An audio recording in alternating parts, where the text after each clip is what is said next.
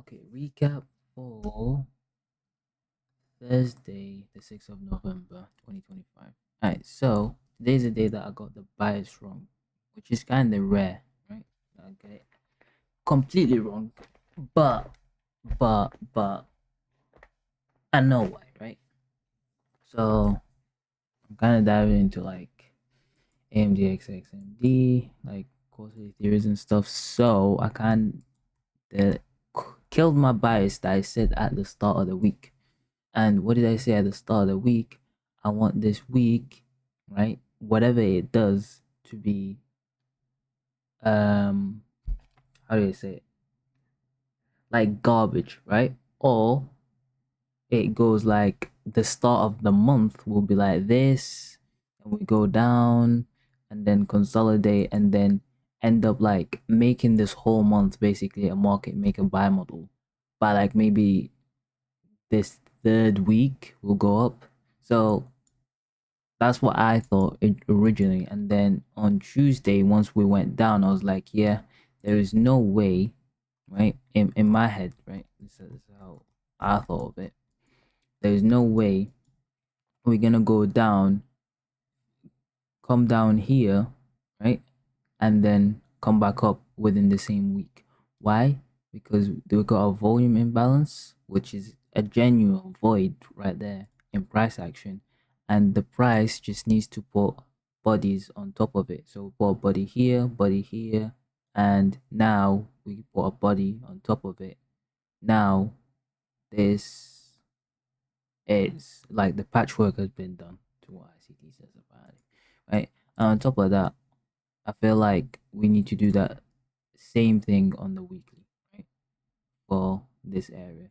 And then once that is done, we are allowed to go visit up. But next week could be consolidation, so we could just have a smaller range week, meandering around, just taking internal, external liquidity, and just bouncing up until the next week we could just start the market make a buy model. That was my initial bias. However, me diving into AMD XXMD, so that Monday was accumulation, this looked like manipulation, this looks like the start of the distribution, even though this low misses the equilibrium of this whole range by a few ticks, right? And that is very sus. And once it does that, that should have been the sign that nope, we're gonna continue lower, right? Maybe this is one of them weeks where you don't just strictly make it AMDX X AMD, right? And then maybe you need to look at a more on like what the monthly is doing, because remember this is the first week of the month, right? Anyway, now we understand that, understand how we got the bias wrong. I mean, there's also telltale signs, right, throughout the day. Why?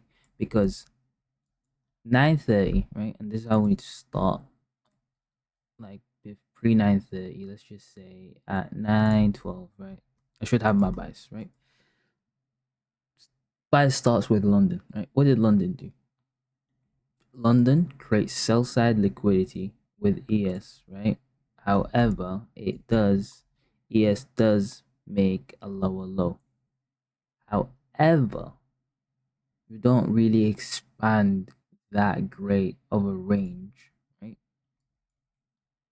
To be able to call this range, right, a discount. So even though we expanded through here, look at where we at. We're already at discount. Do I have liquidity under that? Kinda, but not really. But at that same time, if I'm gonna go into like the 1 hour, right there at that time, there's nothing. There's no PD array, right? There's nothing that would push the price up. So I was already sussed out. I deleted this from my range and I was like, all right, London and Asia low is gonna be taken. See, when I know that, why do I not just enter like shorts? I don't know. I don't know. I'm not with the 9:30 shorts or like on market yet. I should probably do that or wait for the power 3 for the 4 hour candle. Anyway, knowing that, I was like, alright, cool. What makes sense to be discount liquidity in the BD array? Right? And so let's just get rid of this, right? So we need discount. I'm like, alright, that's too far of a range, but that's the only range that would make sense, right? because that's like I want to protect it low, right? And oh my god, can you just do, well, we just know it's roughly around it. And that is kind of far, like discount and then all the way for liquidity and then PD array. You know what? Possible, but it's gonna look like a scuffed range, right? So I dragged it to this low, right? Now that makes sense. When I have the discount, then liquidity and PD array. Perfect. So now I'm looking at a PD array below that low. What's below that low? On my PD array chart, there's the new weekly opening gap, and we again miss it, right? We miss it. We don't actually react from it. So I'm expecting maybe we come that, but like that's way too close to the to that low. So at 25613, I'm looking at something that's close to it. And we have a 1 hour gap, right? But I need this to be a 4 hour or a daily PD array. So we have the 4 hour gap, and I had it marked then. So I would want the upper quadrant and maximum midpoint, right, to be the one supporting price to the tick, right? So upper quadrant, but it's closing below it, rallying up. That, and I know it is not it, right? Especially look where the wick goes down. And I knew that was not it, but I was like,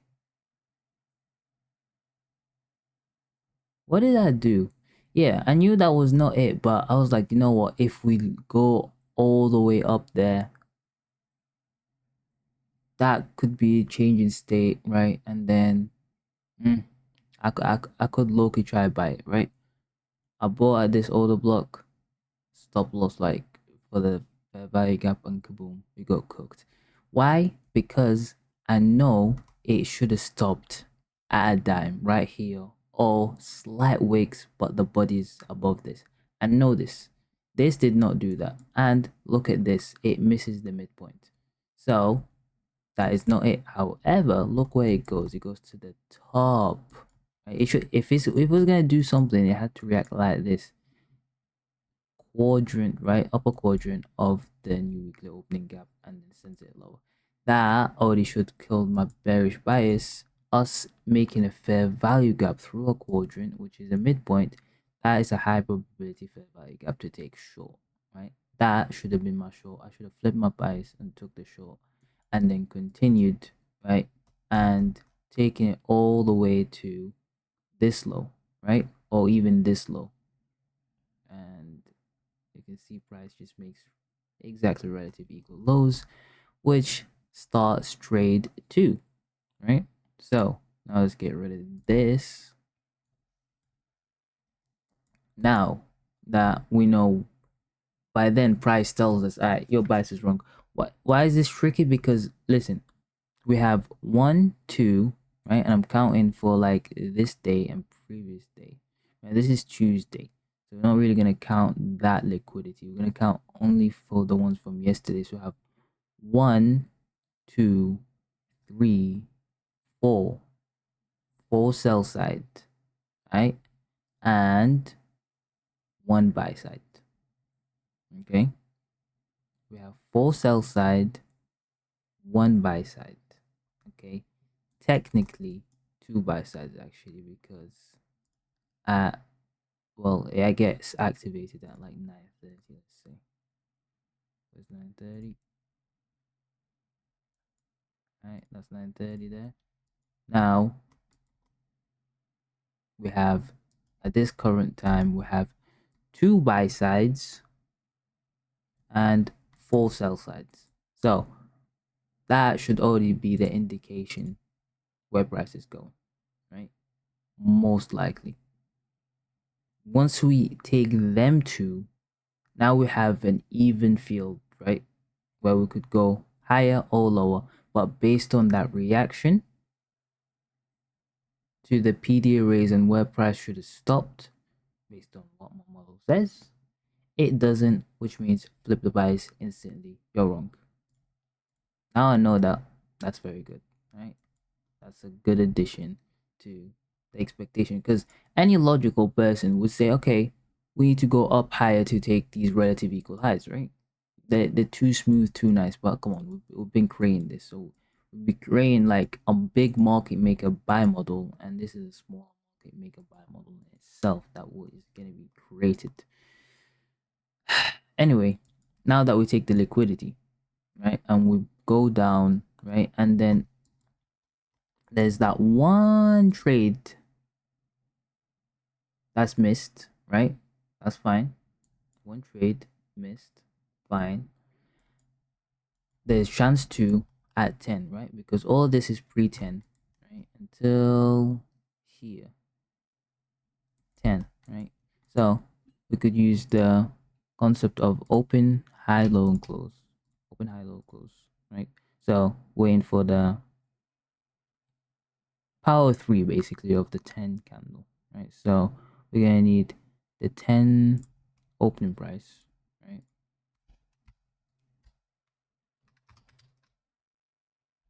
And I was actually looking at this, and I actually took the long to the 10. That's my trade, right? Because I was just very heavy biased to the buy, but I knew we create exactly relative equal lows. I knew we could come back to it, but I was like, you know what? Could we come back to equilibrium? And that lines up with that fair value gap. That'll be nice to take it off. However, I know, and I'm watching at the same time this 5 minute fair value gap, that if we're gonna be realistic with our range, here is our mini range. Here's the full range. Here is the mini range, right? And I need to see what price does there. So that's discount as well. And as you can see, we go up. We offer the discount, right? And now you want to watch the PD arrays, right? Boom. The second that we offer discount, we lay an order block, right? Look at that. Boom. Fair value gap, but he's respecting it. And that killed my trade. Or what would have been better, and we offer the 10. So we manipulate above the opening price. And that should be my entry, right? Either this or the fair value gap, or lastly, um, that, right? The the next order block. Sell limit, right? The next order block, that should be my entry. Stop loss, I'd say mean threshold, honestly. Right. And that should actually not been, rather than buying somewhere here to there, I should have shorted this, which makes sense where liquidity is. And once we're that close, why not just take it to the low, right? That makes way more sense. And that would have been an easy, nice continuation trade based on of I'm initially bullish. However, market proved to me that I should flip my buys, right? There's no more to this day really. It's just simple continuation. I'm pretty sure if I believe he just kept going down and down. Right, yeah. So once we reached the target, we just did nothing, consolidate. And then when we tried to go up, the retracement not worth catching. Final hour macro dumped us again, made relative equal lows. Now we took it again. The lows, that has to be an SMT. Yep, SMT with YM. We're gonna go higher from here, and then we're gonna evaluate our whole range for tomorrow. But Friday does offer a retracement to our weekly range, up to 30 to 40% even sometimes. So we could take them highs for Friday. I don't know. At this point, I don't know. But I know that we went to discount on the whole range. So Friday could actually just go and take them highs, right? I mean, there's a possibility of that, and I'm not sure, but we're gonna have to get through so much to do all of that, right? We're gonna have this gap is gonna be essential, right? Whatever time frame is on, 4 hour, yeah, this gap is important.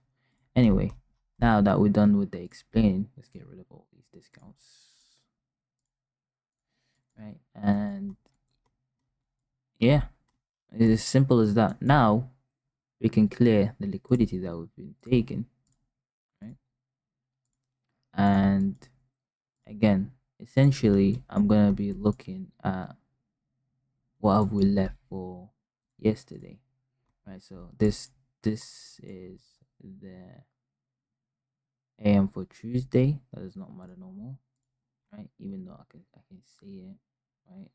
But in my head, for to get the bias, right? Let's get rid of it, and we just start with the PM high, right? Our PM low, which I'm guessing we have taken, right? So we're just gonna draw that. Sell side liquidity, right? PM low, and then we're just gonna wait for what's actually our daily high? Was it the PM? That's PM from yesterday. Wait, wait. Technically, don't care about that either. I need PM for this day. Alright, what it took PM low. Alright, and this don't really matter because mainly PM liquidity, I want it to be taken in regular trading hours as well. Right? Look how it's relative equal lows. I'm guessing we're gonna go low. I don't know. It'll depend how we're looking. We might start higher than Friday expands lower again. PM high, right?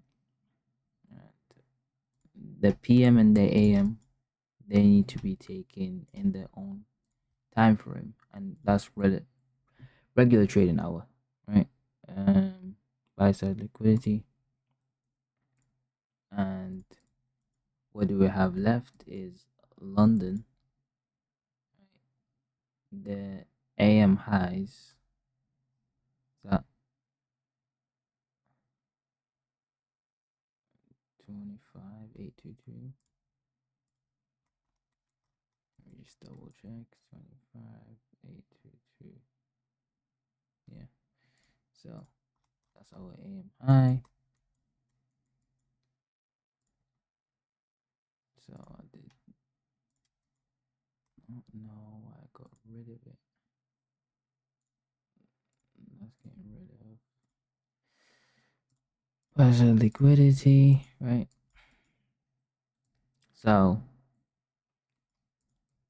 essentially that's the liquidity that I'm looking at until we create London, because AM low,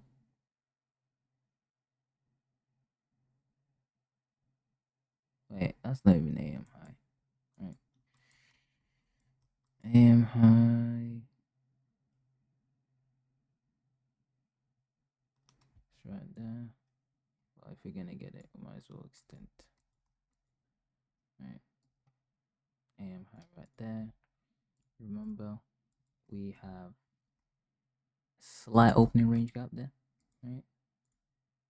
Get rid of the midnight for this and that, and just make sure that we have our midnight here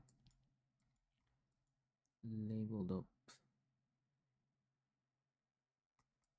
Right, we're pricing it a bit higher. The opening price. And so midnight, which is conveniently next to the liquidity, isn't it? Right. So we'll see.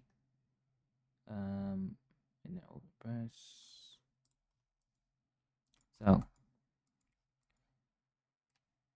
tomorrow is basically gonna be what's the liquidity that's there and what's left. So we're gonna need to wait for London and Asia liquidity, and well, for AM we wait. No, AM liquidity is still there. Yeah. See? Don't get faked. Do not get faked. Again, with it.